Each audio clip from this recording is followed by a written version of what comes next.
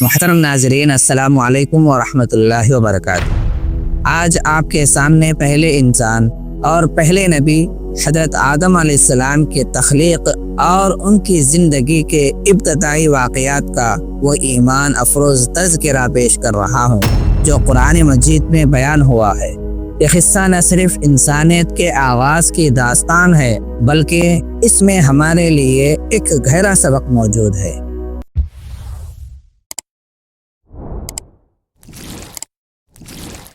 جب اللہ رب العزت نے اس کائنات کو زینت بخشی تو ارادہ فرمایا کہ زمین پر ایک ایسی مخلوق بسائی جائے جو اس کے نائب خلیفہ ہو۔ اللہ تعالیٰ نے اپنے اس ارادے کا اظہار فرشتوں کے سامنے کیا کہ میں زمین میں اپنا ایک خلیفہ بنانے والا ہوں۔ فرشتے جو دن رات اللہ کی تسبیح و حمد و ثنا میں مصروف رہتے تھے اور انہوں نے شاید پہلے زمین پر فساد کرنے والی مخلوقات جیسے جنات کو دیکھا تھا، انہوں نے ادب سے عرض کیا کہ اے ہمارے پروردگار، کیا آپ زمین میں ایسی مخلوق پیدا کریں گے جو فساد پھیلائے گی اور خون بہائے گی، جبکہ ہم تیری حمد کے ساتھ تسبیح اور تیری پاکی بیان کرتے ہیں۔ اللہ تعالیٰ جو تمام حکمتوں کو جاننے والا ہے، اللہ نے فرمایا کہ بے شک میں وہ جانتا ہوں وہ تم نہیں جانتے۔ فرشتوں کے ذہن میں یہ خیال گزرا کہ نئی مخلوق علم میں ان سے بڑھ کر نہ ہوگی۔ تب اللہ تعالیٰ نے اپنی قدرت کاملہ سے حضرت آدم علیہ السلام کو پیدا فرمایا اور انہیں تمام اشیاء کے ناموں کا علم سکھایا۔ علم الاسماء، یہ وہ علم تھا جو فرشتوں کو حاصل نہ تھا۔ پھر اللہ تعالیٰ نے ان اشیاء کو فرشتوں کے سامنے پیش کیا اور فرمایا کہ تم مجھے ان چیزوں کے نام بتاؤ۔ فرشتوں نے اپنی عاجزی اور اللہ کی حکمت کا اعتراف کرتے ہوئے عرض کیا، پاک ہے تیری ذات، ہمیں تو صرف اتنا ہی علم ہے جتنا تو نے ہمیں سکھایا ہے، بے شک تو ہی علم والا ہے اور حکمت والا ہے۔ تب اللہ تعالیٰ نے حضرت آدم علیہ السلام کو حکم دیا، اے آدم تم انہیں ان چیزوں کے نام بتا دو۔ جب حضرت آدم علیہ السلام نے وہ نام بتا دیے تو اللہ تعالیٰ نے فرشتوں سے فرمایا، کیا میں نے تم سے نہیں کہا تھا کہ میں آسمانوں اور زمین کے تمام پوشیدہ باتیں جانتا ہوں اور وہ بھی جانتا ہوں جو تم ظاہر کرتے ہو اور جو تم چھپاتے ہو۔ اس طرح اللہ تعالیٰ نے فرشتوں پر حضرت آدم علیہ السلام کی علمی فضیلت واضح فرما دی۔ علمی برتری ثابت ہونے کے بعد اللہ تعالیٰ نے تمام فرشتوں کو حکم دیا، آدم کو سجدہ کرو۔ یہ سجدہ عبادت کا نہیں بلکہ تعظیم کا تھا جو اللہ کے حکم کی تعمیل میں تھا۔ تمام فرشتے فوراً سجدے میں گر گئے سوائے ابلیس کے۔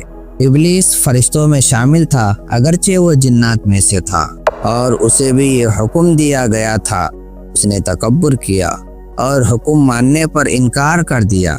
اللہ تعالیٰ نے پوچھا، اے ابلیس تجھے کس چیز نے روکا کہ تو سجدہ کرنے والوں میں شامل نہ ہوا؟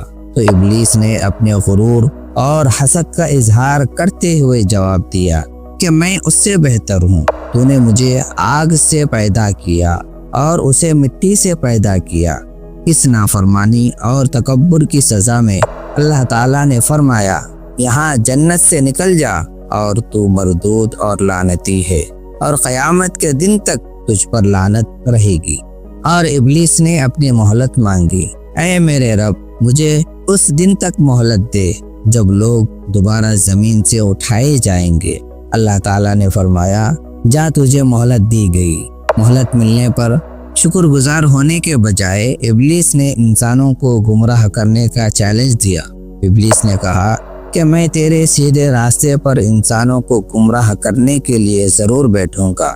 میں ان کے آگے سے، ان کے پیچھے سے، ان کے دائیں سے اور ان کے بائیں سے ان کے پاس آؤں گا اور تم ان میں سے اکثر کو شکر گزار نہیں پاؤ گے۔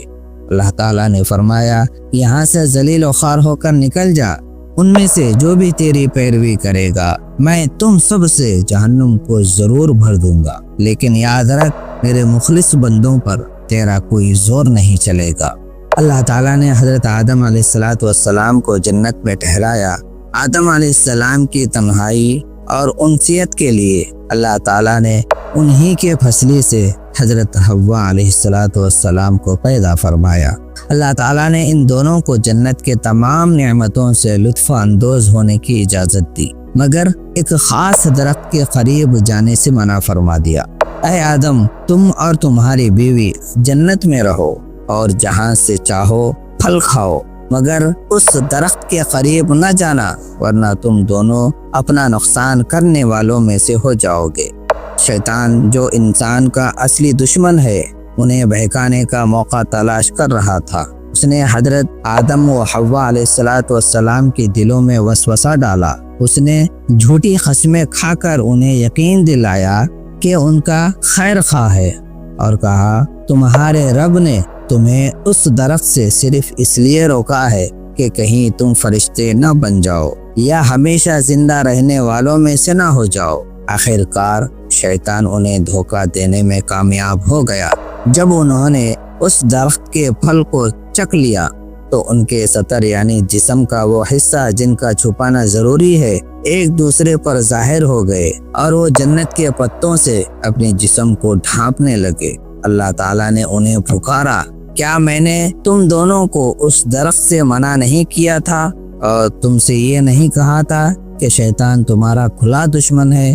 اپنی غلطی کا احساس ہوتے ہی حضرت آدم اور حوا علیہ السلام شرمندہ ہوئے اور فوراً اللہ کے حضور گڑ گڑائے۔ انہوں نے تکبر نہیں کیا، نہ ہی اپنی غلطی کا الزام کسی اور پر ڈالا، بلکہ نہایت عاجزی سے دعا کی کہ اے ہمارے پروردگار، ہم نے اپنی جانوں پر ظلم کیا، اگر تو نے ہمیں معاف نہ فرمایا اور ہم پر رحم نہ کیا تو ہم یقیناً خسارہ پانے والوں میں سے ہو جائیں گے۔ اور پھر اللہ تعالیٰ نے فرمایا، تم سب جنت سے اتر جاؤ، اب تم ایک دوسرے کے دشمن ہو اور زمین ہی تمہارا ٹھکانہ ہے، وہیں تمہیں فائدہ بھی ہوگا اور وہیں ایک مدت تک زندگی گزارنی ہے۔